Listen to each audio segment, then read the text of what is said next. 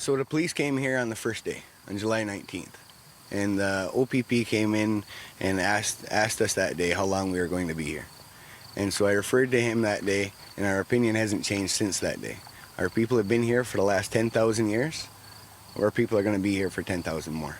Strong words from Skylar Williams, an organizer with 1492 Land Back Lane, the group behind the land dispute protest at Mackenzie Meadows in Caledonia.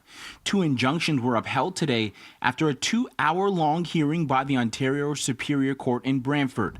The injunctions would give the Ontario Provincial Police the power to remove the men and women who have been occupying this space. Extending the injunction indefinitely is ridiculous, and it's a further criminalization of land defenders. A development company that was building homes and townhouses at Mackenzie Meadows was forced to stop in July after a group calling themselves Land Defenders of the Six Nations occupied the site.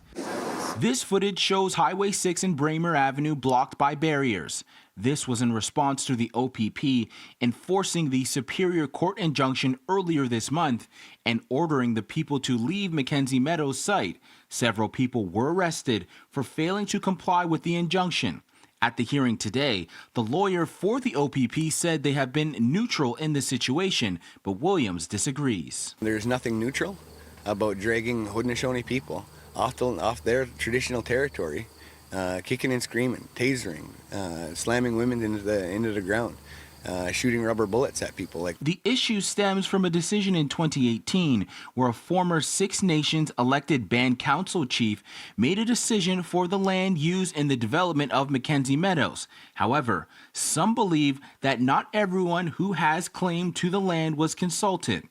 The mayor of Haldimand County, Ken Hewitt, doesn't believe that the elected council misrepresented its people, adding that he is on board with the OPP enforcing the court injunctions and removing the land defenders from the site. This process to get to where we are today was prescribed with those at Six Nations. We followed a process. The developers compensated and accommodated. And there's absolutely no reason for these agitators, because I don't consider them protesters, they're agitators, to be on the land at this point. The land defenders have 20 days to submit any evidence that they may have, with 15 days for anyone to respond. A date for the next hearing has not been set.